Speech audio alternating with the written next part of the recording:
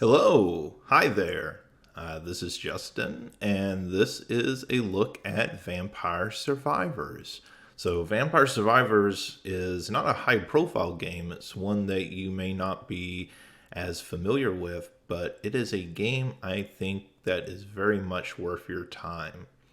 So, let's go ahead and look at some of the stuff here on the front page when you start up the game. So, Vampire Survivors is a sort of roguelike in that you do not carry over your progress except for coins, which you can use to buy these permanent upgrades. So, on this screen, you'll see things like you can upgrade your might, your armor, your max health, your recovery, the duration of some of your things, your abilities, your speed, the amount of projectiles that you're shooting at any given time, all the way down here to the curse ability, which actually hampers you but rewards you with more coins in the process. So, if you go into the game, the first thing that you'll see is this character selection screen. So you start off with Antonio here. And if Antonio looks familiar, he looks like he might be a Belmont from the Castlevania games. That's not a coincidence. This game borrows not just liberally, but like outright steals from the Castlevania series. So that's most obvious in Antonio here, but it's going to be even more obvious as we get into the game and see some of the enemies, which look like they're ripped straight from the Castlevania games. You can unlock additional characters all the way down to more kind of fanciful, goofy characters like the skeleton or sloth. Each of them, as you can see, have different abilities, different starting weapons, and everything. I will tell you that Antonio is pretty easy. He starts with a melee weapon, the whip, and then Imelda has this really great magic rod, so she can shoot these blasts and everything. These characters are a little bit more difficult. They power up quicker in the end, but and I think are more powerful, but these characters are a little easier to start with. And then once you get past the character select, you have to choose your stage. These will open up over time. You start off with just this first one, the Mad Forest, so that's the one that we're going to try here. I'm going to turn off the hyper mode for now. I'll talk a little bit more about that in a minute. But the other thing to note about this game is it is early access, so they are adding more stages and enemies and other features as they go. But this is the game, and your first reaction to seeing it is probably that this looks like a dual stick shooter, where you would move with the left stick and fire with the right stick just by directing where you're shooting. But that's actually not accurate for this game. This game is an auto shooter. I'm actually not controlling at all how I shoot, when I shoot, where I shoot, anything like that. The game does all that. All I am controlling is where I move. So that probably sounds kind of boring at first. And that was kind of my initial reaction, a bit of frustration when I first started playing this game, because I had been under the impression, just from a couple of things I'd heard about it, that it was a dual stick shooter. But as noted, it is not. And very quickly you learn that there's so much going on in this game. There are so many enemies and everything that if you were having to manage your shooting at the same time, it would just be completely overwhelming. You're also firing, as you can see, multiple weapons at the same time. So I'm firing these magic blasts as well as these jars that smash open and burn the ground, do an area effect. But I am collecting this experience. As I collect that, I level up, and then I get a new ability. So usually you'll get 3, but you can get up to 4 if you increase your luck skill. So that's another thing that you can level up. You can see there with the clover. I can choose this whip, or I can choose to upgrade the Santa water some more. Again, whip from Castlevania, holy water from Castlevania, right? Very heavily inspired by Castlevania. You'll notice that it's vampire bats are the enemies, and some zombies and different things. So again, very, very Castlevania in a lot of this game. But anyways, as you go through and everything, you're upgrading these abilities. You can upgrade them to level 10. And when you hit level 10, so Garlic gives me this defensive field where enemies who enter it, those little lines around my character, as enemies enter that, it gives damage to them. So for a lot of enemies, particularly these bats, low-level enemies, you can just basically walk into them if you have the Garlic ability. So it's one of the great early abilities to get, in my opinion. But you can upgrade these multiple times if you reach the highest level, and if you have the accompanying the duplicator here allows you to fire an additional projectile. So it's one of my favorite abilities to get early on. So these are kind of modifiers. If you look up there in the upper left-hand corner, you'll see that I have the Garlic, the holy water, or Santa water, I think is what they call it. You'll see that I have those, but then there's a second row in which that duplicator is. Those are sort of your modifiers. They do things like making your attacks do more damage, or letting you fire more often, or allowing you to be sort of magnetized to attract these experience points, which you do have to pick up. You can't just kill the enemies, you have to go and pick up the experience points. But that'll make them more magnetized, and it'll actually draw them to you. Let's increase the area of these attacks. But it'll make these come automatically to you and everything, and that way you're not having to run around and collect them nearly as much. But anyways, as you level those up, if you have the right modifier, you can actually get a special top ability and everything. So in the case of the magic burst there, at the highest ability, instead of firing off 3 or 4 shots, it basically becomes a machine gun, firing those magic bursts over and over again. There are semi-bosses in this game, I guess mini-bosses. I'll talk more about kind of a final boss that sort of exists, but I don't know what he does or anything. And that glowing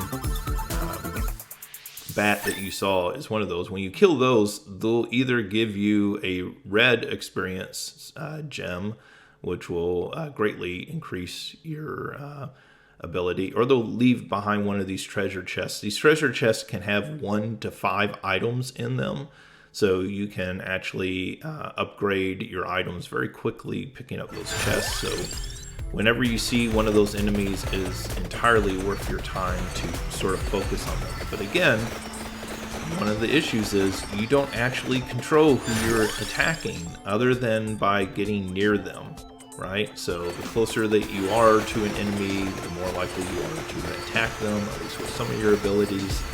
And so it is very much worth your time to go stand near one of those boss characters and try to make sure that all your attacks are focused on them to take them out and get the more high tier rewards from them.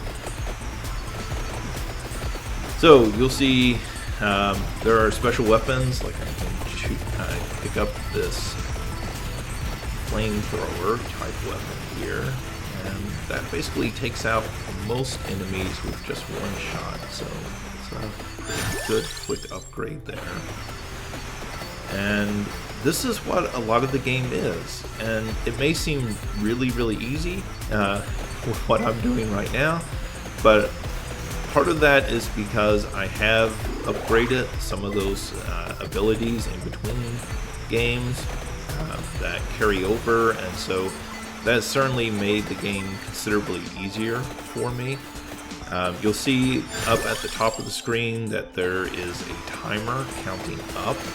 So when I first started playing this game, I did not make it past 5 minutes. So this is basically where I died, right here where we are right now. And then I would slowly progress. I got to where I could go 10 minutes or 15 minutes, and slowly but steadily I increased my run times and everything till now I can reach 30 minutes.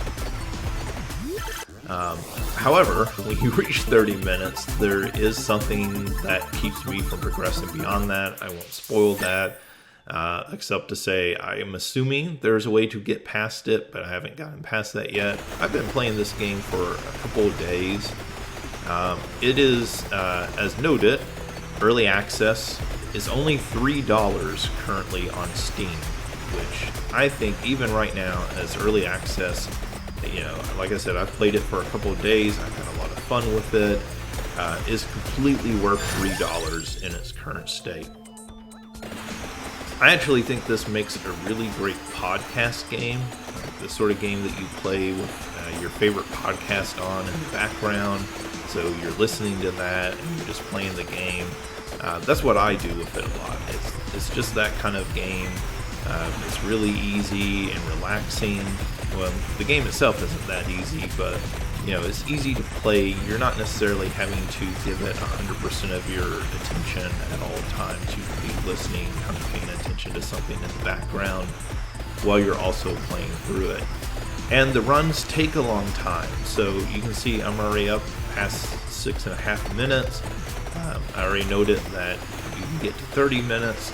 Now imagine each run that you're doing is 30 minutes, and this has that great sort of just one more time. I'm just going to do one more quick run, except that one more quick run can be 30 minutes long. So 2 or 3 runs, you can get up over an hour and a half really quick. That's great if you're listening to a podcast, but it also means it can eat into your time very quickly if you're not careful and not paying attention to just how much time you are playing the game.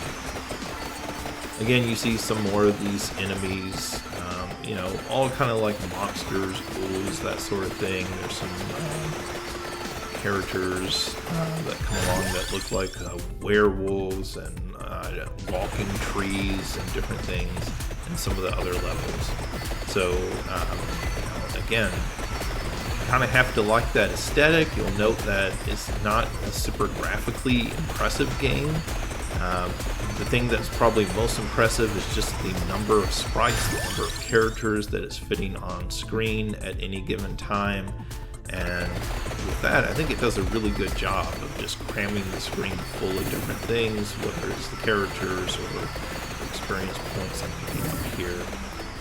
It really feels overwhelming at times, and I'm trying to play to a certain point so you can really get a feeling for how overwhelming it can get at times. But yeah, I'm playing this on about a 5-year-old gaming PC, and I've maybe had once or twice where it would stumble a little in frame rate. But generally speaking, I think it does a really good job of keeping up a consistent frame rate, even with all the different characters on screen. And if it runs decently enough on this computer, then it's going to run fine on any sort of more modern gaming PC.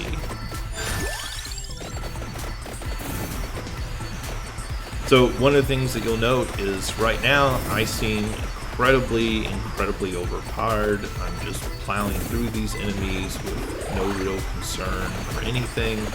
And after you've done some of those power-ups, that's what you'll see. That's what will happen. Like I can take out all those bats pretty much at the same time.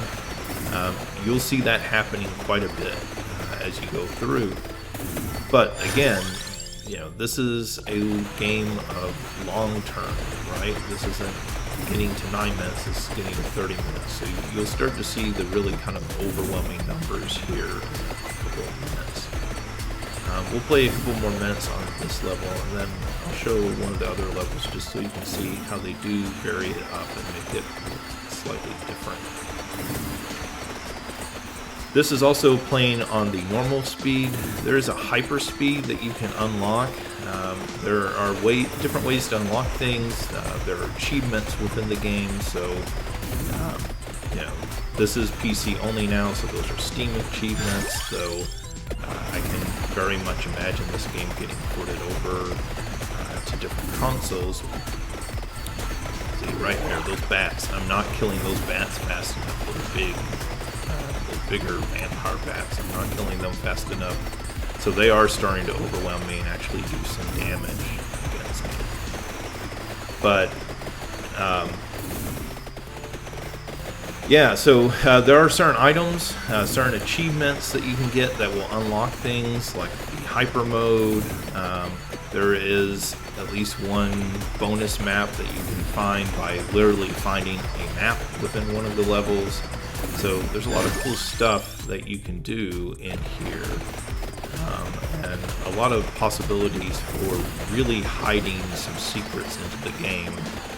I don't know when they get to the final game how much of that, you know, there will actually be in the game. There's a bit right now, but it's hard to say, like, how much of the final game have I seen at this point, right? In a couple of days, I feel like I've seen an awful lot and achieved an awful lot of the achievements that currently exist there.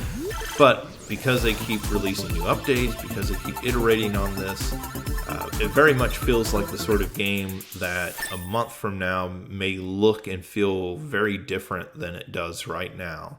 So bear that in mind when you're thinking about it. So again, here's another one of these circles where the enemies are sort of closing in all on me at the same time, including these plants. These plants at the low levels you can't kill, but as you progress you can kill them. But even right now you can kind of push them back, and if you push them back far enough, right, like here I'm about to die. Alright, that was me not paying close enough attention because I was trying to talk at the same time as play it. But I tell you what, let's try the library. Alright, so this is hyper mode. You'll notice right away I am moving much faster, as are the enemies. Since I unlocked hyper mode, I have not stopped playing with hyper mode, except to show, obviously, at the beginning of this, show you what this kind of looks like and everything. But I would say once you get, there's a good example of 4 items popping up because of my luck. But I would say once you get hyper mode unlocked, you'll probably never want to play without it unless you're just playing a new stage and the speed at hyper mode is just too overwhelming as much as possible. I have not had that feeling or impression yet while I was playing it. So when I get that garlic, I can basically, with these low level enemies, kind of like the bats, just stand here and let them run into me, and that will kill them, and basically just farm the experience. You'll notice the experience bar going up there at the top of the screen and everything. So if you're wondering everything that's happening. Also, over there on the upper right hand corner of the screen, you'll see level 5. Right below that are my coins. The coins are what carry over from run to run, so that's what allows you to do those lasting upgrades, unlock new characters, all that sort of stuff. But yeah, you know, other than just the look, the library is awfully similar to the first level, at least with what you're doing and everything. There are some new items as you progress into the more advanced levels, so you will find new items, and then you can start unlocking those in some of the lower levels once you've unlocked them in the higher levels.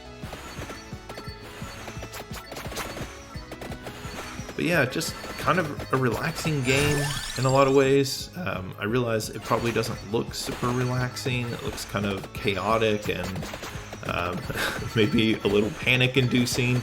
But really, once you figure out what you're doing and everything, at least these early parts of a run are very kind of relaxing. You feel overpowered. You feel like you're completely in control. You know, the game has an interesting dynamic. in that I think it does that power fantasy very well of just allowing you to power up and just plow through enemies very quickly and overwhelm them and feel like a total demigod or something running through a level, just taking out swarms of enemies all at the same time. The flip side to that is it very quickly can overwhelm you and change that feeling. So as you saw in that first run, I was doing extremely well until I wasn't. And then all of a sudden I was doing very badly all at once. So it has that nice balance where, yeah, you get to feel like a badass, I guess, at times, but then very quickly it kind of pulls that rug out from underneath you and makes you feel like there's still challenge to the game. And again, this early access is $3. If it's this good right now, if they can continue to improve the game at this pace, it's really kind of exciting, what they might be able to do with it as they go forward. But at least right now, if you're willing to dive into an early access game, I think this is one that's completely worth your time, and I would definitely pony up the $3 and play a little bit of Vampire Survivors. Thanks for joining me, and we'll see you next time.